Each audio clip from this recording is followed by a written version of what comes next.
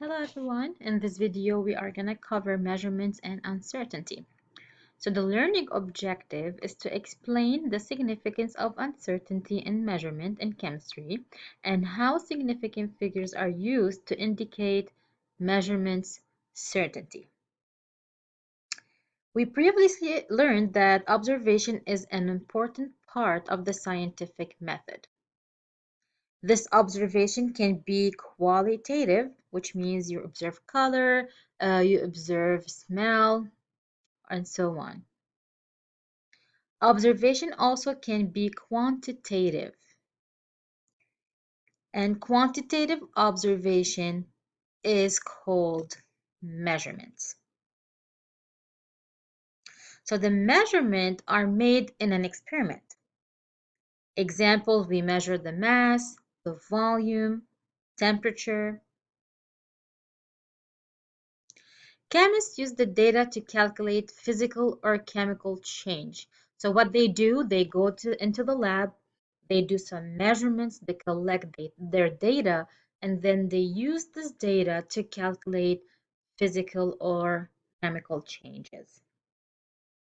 Measurements are expressed by a numerical value and a unit.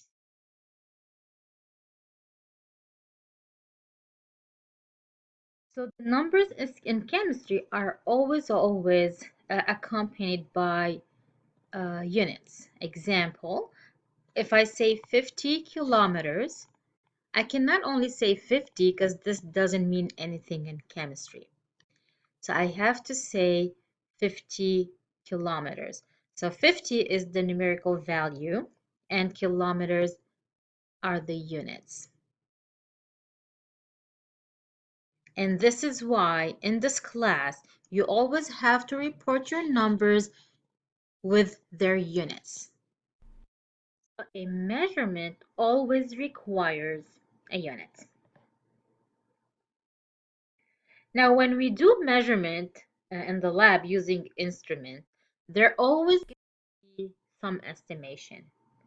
No matter what instrument we are using, all of them will require estimation. Let me show you how. So let's say we want to measure the temperature in the room and we use this alcohol-based thermometer that is measuring the temperature in degrees Celsius. If I want to read the If I want to do a close-up to this area over here, I could see that, so this inside this tube is actually alcohol. So I can see that the level of alcohol is actually in between these two tick marks. So it's neither, I can neither say it's at 21 nor it's at 22 because it's actually in between.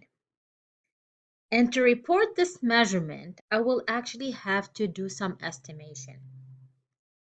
And to do the estimation, we divide the space between 21 and 22 mentally into 10 equal spaces.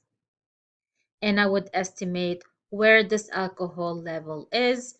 In this case, I would say it's at 21.2. And remember, always we need to include our units. So this is 21.2 degree Celsius. This 0.2 is actually the estimated number. And it's going to depend on the person that is reading this measurement. Let's say there is multiple people that are reading this measurement. The first person might see it at 21.2. A second person might see it on 21.3. Third person might see it at 21.1. A fourth person would see it at 21.2. So you can see that all of them actually read 21. So up to 21, it's actually certain because it's the tick mark over here. And only the number after the decimal place is the one that is uncertain. So numerical value obtained from measurements are never exact. They will always have some degree of uncertainty, we will always have to actually estimate them. So some degree of uncertainty exists in all measurements, no matter what the instrument that is being used. And by convention, a measurement typically includes all certain digits plus one digit that is estimated. So again, any instrument that you are working with in the lab, when you want to report it, you're always going to report all certain digits plus one that is estimated. Let's take this reading over here. You can see that this reading is actually exactly at 22. So how do I report this one? Because I know that I need to report all certain digits. So 22 is certain, but I have to do another digit that is estimated. And since this is exactly at 22, then I would have to record it as 22.0. So I would add this 0.0 as my estimated number.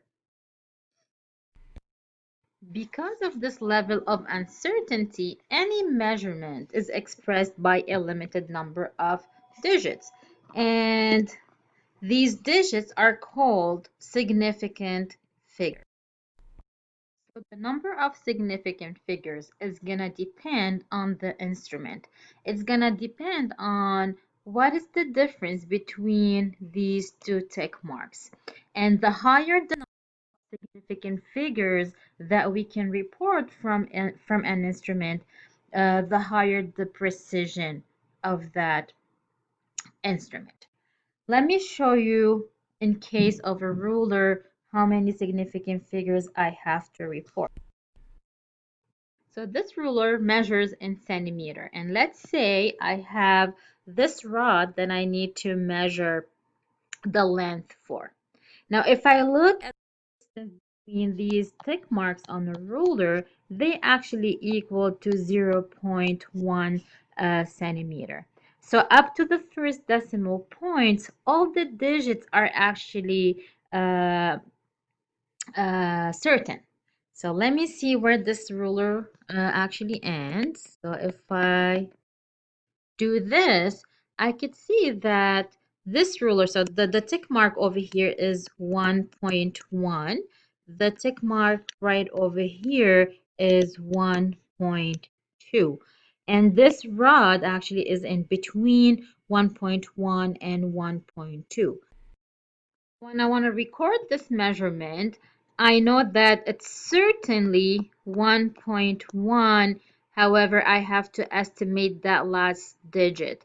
So then by dividing the space in equal parts, I could say that it's actually 1.18 centimeter. So always the measured values have a limited amount of significant figures that will depend on the instrument itself. Next, we will see what is the difference between the measured numbers and exact numbers. So for the measured numbers, we just talked about them in details. These are obtained when you measure a quantity, for example, measuring height, weight, or temperature. They always have some degree of uncertainty. They have limited amount of significant figures. So this SF is actually abbreviation for significant figures.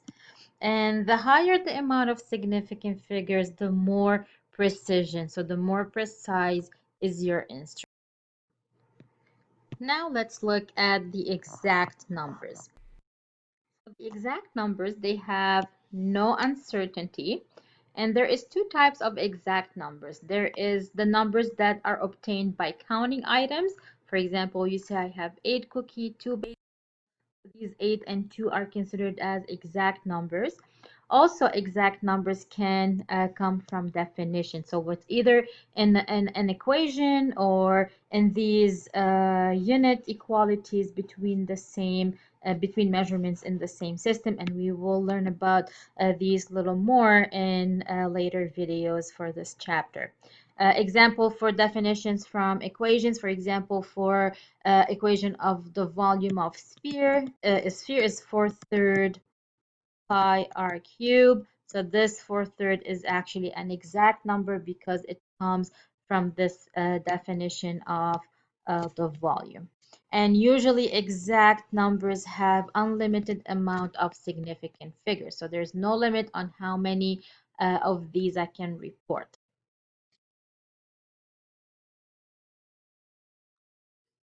That's it for this video, and I will see you in the next one.